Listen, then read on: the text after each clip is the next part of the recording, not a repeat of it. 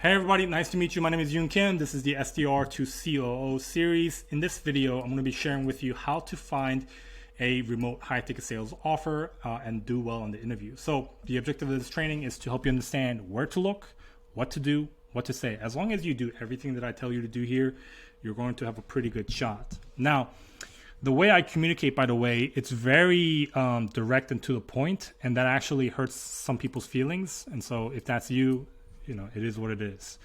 So remember, this is not a job. This is where 99.99% of the people get it wrong and they fail and they consistently just cannot succeed. You have to find your own clients to potentially partner up with. So some of the things that I hear all the time is, oh, this offer that I'm on, it's crappy, it's a mess, it's not making a lot of money. And they just blame the client. You realize you chose that client. You realize you just were not skilled enough to understand and identify that probably wasn't a good opportunity for you. It's your fault. You understand, you as the business owner chose that business. The mentality that you have is a job mentality, right? If you have a job, right, and you work for a bad company, it's yeah, that happens, right? But in this environment, you just that should not exist. I never had any problems working with a bad client or an offer because I've always filtered those guys out. And so I'm going to be sharing with you what you should be looking for and as well as what you should be doing, right? So entrepreneurs and influencers of high level, the things that you're after, high level opportunities, possess some type of social proof, right? Meaning some type of award. So for example, in ClickFunnels, this company, whenever you do any online transaction, when you buy courses and mentorships and coaches and programs, you use this ClickFunnels website process. When an entrepreneur has done $1 million in transactions, they get this little plaque, right? And when they do over $10 million, they get this little silver plaque. When they consistently do more and more, they just get this crazier plaque. Meaning, all I have to do is just find people with these plaques. I've Googled it. I've seen a whole list of people with CCX awards, and I just reach out to them, right? And I'll share with you how to reach out to them. But just target high quality people, and you're not going to have low quality problems. And the second thing is obviously just landing those opportunities, which I'll kind of share with you how to do. Another one, YouTube play buttons. Did you know when you have 100,000 subscribers, you get a silver play button, 1 million subscribers, you get a golden play button, 10 million subscribers, you get this, diamond one, and they typically have some type of company that sells stuff for them to make money. And so all you have to do is just find people, get a list of these people, or find these people and just reach out to them. Or on other social medias, on Facebook or Instagram, for example. Obviously, I don't have 2.2 million followers. But if you find people with high social proof, and obviously they have to be a genuine account, they typically have some type of program, guys. Right? As you YouTube these niches, these people's, for example, stock market investing, as you just Google it, LinkedIn it, YouTube it, Instagram it, whatever it, you're going to find these people. Just reach out to them. And as you do more and more of that, you're going to actually get targeted by ads, right? Like ads on your Facebook, Google, Instagram, LinkedIn, whatever platform you choose. They're just going to be constantly throwing you ads on hey, you are looking for this, book a call with me to be able to see if we can help you. Congrats, that's a free lead flow. Right? You guys are looking for these people. Sometimes they look for you. You just have to understand oh yeah, that's the guy that I'm looking for. This guy's got a cool ad. Let me book a call to see if they need a team, right? That's what you do. This is how simple it is. Because for them to run ads, it costs money. Meaning for them to have ran ads, it means that they're making money. Meaning it's a proven offer to a degree. And I'm willing to entertain it, as long as it's a niche that I'm interested in, right? So it's easy stuff, guys. You just have to be able to know what to do, what to say. So look for some type of awards, right? Entrepreneurs are always looking to increase their reputation and create credibility in the marketplace. Awards from other organizations that highlight them are some of the most effective ways to do this. For example, Inc. 5000 or veteran-owned businesses. There's plenty of these different type of lists out there, awards out there. Now, if I was a closer right now, like school is kind of like on the rise, school communities. Like I would just join different school communities because that's what those school communities are all about. It's like course coaching and etc. So you just contact them, right? Like, guys, I'm giving you the golden nuggets here. So what to do? What you want to do is look for their company name, website. You can search for it on LinkedIn as well. That's one of the best ways. You just look at somebody's name. So for example, let's say Yoon Kim. You just find their picture, and then you just look for their company name. Now, you want to be very clear because there's sometimes a holding company and a front-facing company, right? So you want to get the holding company's name because that's where they actually have the email versus, whatever front-facing company name may be. So I'll give you an example. And I could easily just show you do all this, but I don't want to put any company on blast because the last thing that I'd want, create this video and like 1,000 people reached out to that same company, then I'd look silly. So I don't want to do that. I'm just giving you an example here. So you can reach out to whoever you want by putting the name and the company name, right? That's the hack. You can email whoever you want. It's that simple. For example, right, if you want to reach out to Yoon, you do yoon@sexylampcompany.com. And if you are emailing it to an actual person, usually they have a profile picture. And when they have a profile picture, then you got the right email. And entrepreneurs check their emails.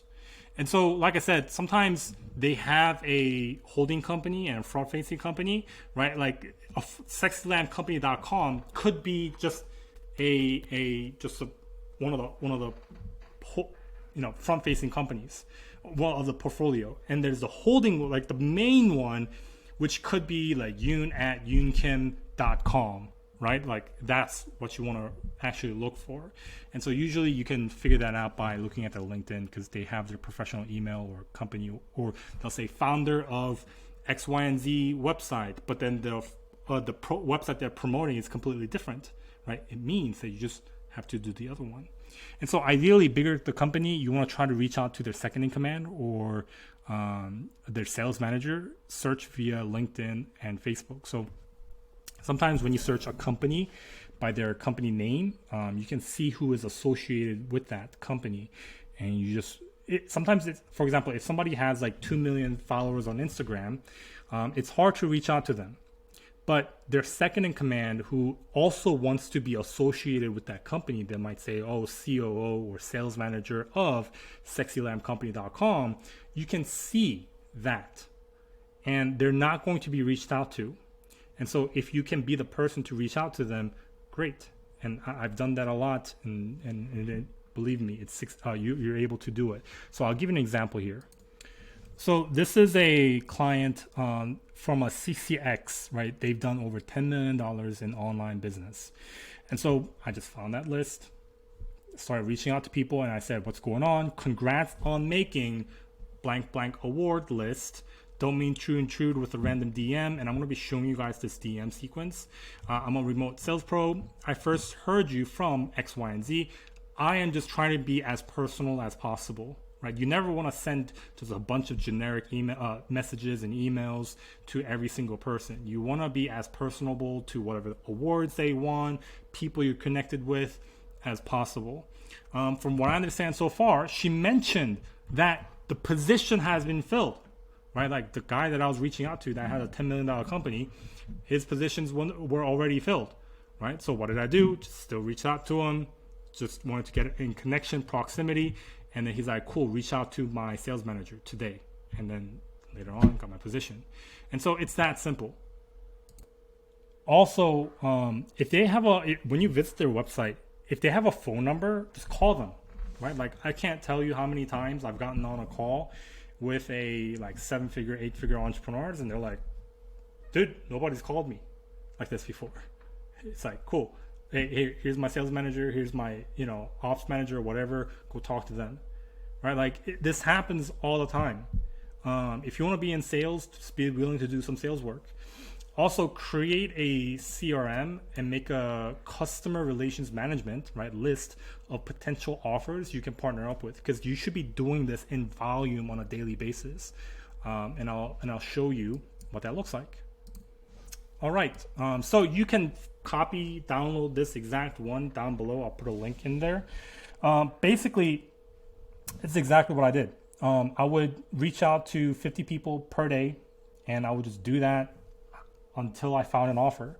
And the thing is, as long as you build a solid list, as long as you do this, like for example, like 50 times a day for 2 weeks straight, you will have an abundance of offers for the next like a year. And you just maintain this relationship that you have with these people, because they may not need a closer or setter salesperson right now, but 6 months down the road, they probably will. As long as you maintain the relationship, they'll reach out to you, right? Like it's like you cannot run out of offers as long as you do this properly. And so you put the name in, company website. Like I put the hyperlinks in here so I make it as easy as possible. I also want to understand the company size. You can change it to whatever you want. Like for example, awards like 2 Comma Club, ClickFunnels award, or YouTube play button. But generally, I want to figure out kind of like what the earning potential is. The email that I use to email them, if they have a phone number, Facebook, Instagram, etc., other socials, and did they respond? If they said no, or if they blocked me, cool, I'll never reach out to them ever again. But if they say, hey, no, not right now, no worries. Or for those of you who are brand spanking new, sometimes people will say, oh, we're looking for people with some experience. Perfect. Keep doing it, and you'll find an offer. You work on that offer, and then later on you decide to move on. Go back to these people that said, hey, I want more experience. Then you say, hey, guess what? I got some more experience. You willing to, are you looking for somebody right now? That's how simple it is, guys. Like, it's just like, you just have to, the hard part is identifying the correct contact information and doing it 20 to 50 times a day for like I would want to see a healthy list is like 100 or 200 people of quality offers. And that's it. And you just rotate that, and you can never run out of offers. Like I have never run out of offers, and I've worked with many sales teams. Never have I ever run out of clients that I can work with. And so this is how you truly create long-term success, by the way. And so what to say? Email or DM, it's relatively going to be the same, similar to the variation that I showed you. Just be mindful of the platform that you are using, right? Email, you can do it in mass all the time, and that's kind of fine. For example, on Facebook, there's like the bubble limit. Like you can only send about 50 bubbles per day. And if you do that consistently throughout, like, let's say a week or two, you're going to get blocked, right? So you want to be very mindful of about the limits of platforms. On Instagram, you can only send to a brand new person 1 bubble message, right? So sometimes like you have to abbreviate a lot of things that you want to say. I'm gonna below have a free Google Doc where you can see the exact script that I would use. All right, so this is a living, breathing document. This got everything from setters and closers in here. And I'm gonna be adding more and more stuff as I continue on the series all the way to COO. So I highly recommend you just keep this stored somewhere. If you want to download it and edit it, you can do that. But anyway, finding a remote high-ticket sales offer. So if you want to email, this is the title that you can put. So for example, if I'm emailing, I'll say John, remote closer position. Sometimes you can put an emoji in here just to be able to stand out a little bit more. Because when somebody looks at an email, it's like all blanks. Like if they have an emoji, it kind of stands out a little bit more. But I'll leave that up to you. And so this is the cadence that I would use. You've seen me use it in a variety of different ways. The DM is an example. But the thing that you want to do is you want to be as personal as possible, right? Hey, I saw that you were in the weight loss industry, and I recently saw that you got an X, Y, and Z award. Congrats. And I thought I'd reach out to connect. Is your team looking to fulfill a closer position. If not, no worries at all, right? Just be personal. And that's the best thing. Like if you are doing a DM, right? Similar thing. Hey, don't mean to intrude with a random DM. This is just Yoon. I operate as a remote sales professional looking to see who around me is looking for a remote high-ticket sales closer. I saw that you were in the stock market industry, investing niche. Congrats on recently passing $3 million in your portfolio on YouTube. I thought I'd reach out to see if you are potentially looking for somebody like myself. If not, no worries at all. And if they say, hey, no, we're good, then you just say, cool. Is there anybody else you know that is? Right? Or if they say, hey, what's your experience? Then you say, great. Hey, if you personally, if you have experience, great. State whatever experience that you have. If you don't have experience, just say you don't have experience. But the thing that you want to do is actually understand what the mission and the vision of their company is. The reason why people don't hire people with experience is because they don't want to invest the time and energy into hiring somebody who could potentially fail in the short term and then they get fired. The only way to counter this that I have found to be very effective is to understand somebody's mission of the company, right? Entrepreneurs want to make a difference in the world. Influencers want to make an impact in the world. And so you would say along the lines of, let's say it's a stock market investing person, it's like, hey, John, I saw that I don't really have a lot of sales experience, but I saw that you are passionate about being able to help people make a lot of money out there in the stock market. I can personally relate to what you're saying because I've made a lot of money that way as well for my family. And so I don't have a lot of experience, but your mission is something that I truly resonate with. And I feel like if I worked with your team, I can be an asset in the long term, right? Just along those lines, right? Just say a variation of that. The last thing that I'd want you guys to do, as my videos were going to be very fantastic and a lot of hundreds of thousands of people are going to be using this exact format and style and method, I don't want you guys to say the same thing. That would defeat the purpose.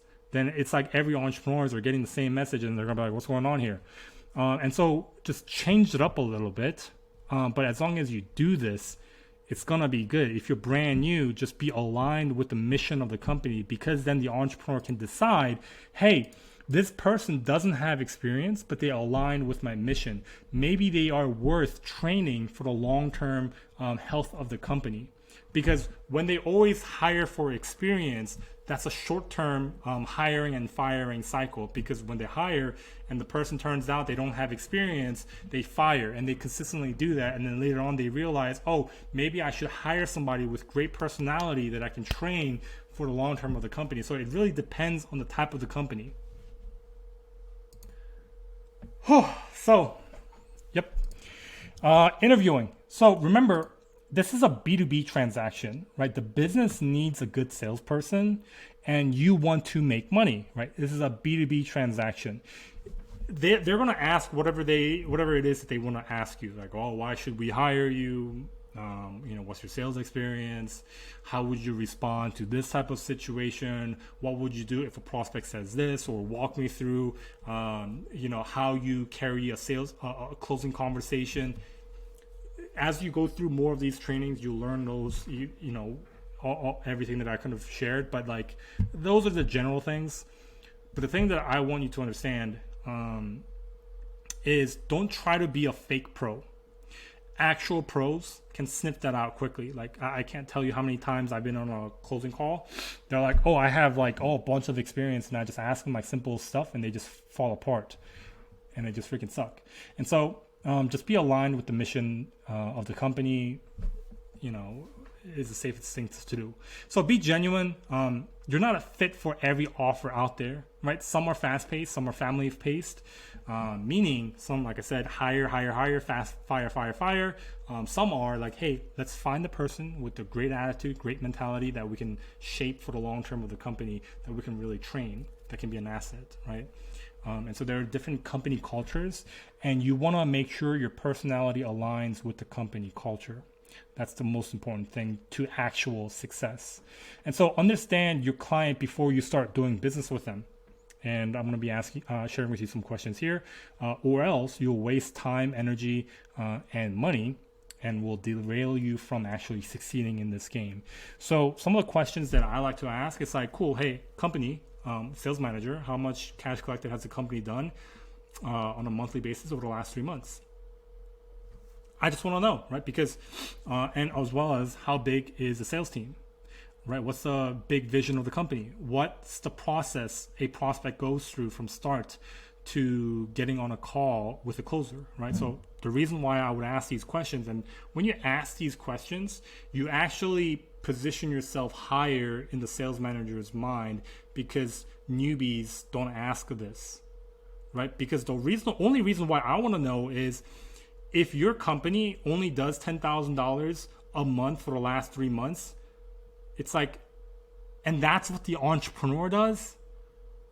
It's like, I can't sell it better than the entrepreneur. Entrepreneurs should always be able to outsell anybody on their sales team, right? They're the ones who created it. They're the ones who actually believe in it, right? So for example, if it's a weight loss offer, they might be saying, oh, I'm a good fitness trainer and I created this weight loss. It's like, yeah, they created it. They believe in this the most. They should always be able to sell it more than the closer.